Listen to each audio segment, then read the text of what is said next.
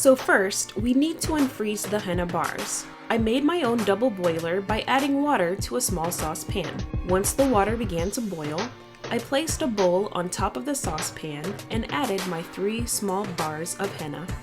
The henna will burn if the stove's heat setting is too high, so turn down the heat or just turn the eye of the stove off. Speaking of eyes, do keep an eye on the bars as they melt and stir occasionally until they return to a paste. So here's where the gloss part comes in. Just add your favorite conditioner to the henna. I didn't properly measure how much conditioner I used for this gloss, but I suggest adding enough conditioner to lighten the paste a bit.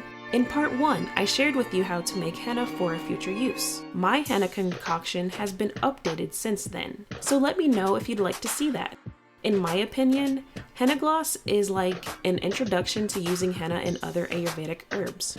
If you wanted to try henna but are afraid of the color it may produce, try henna glossing first. I am confident that you will not be disappointed with your henna gloss results.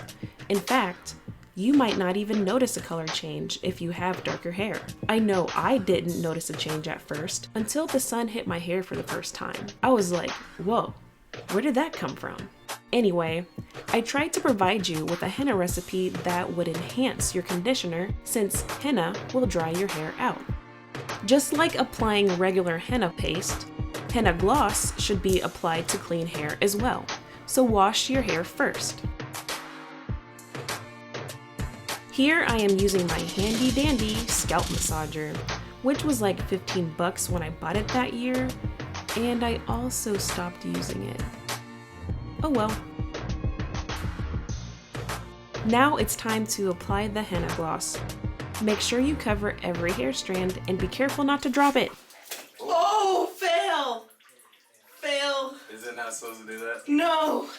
It wasn't there for days. It wasn't supposed to like fall out of my hand like that.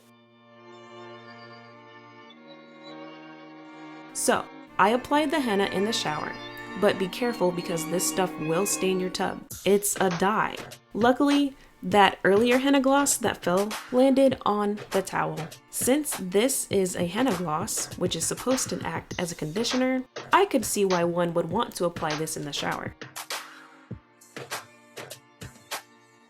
Anyway, I wrapped my hair up in 2 buns and put a plastic bag over my head and let it set for a few minutes.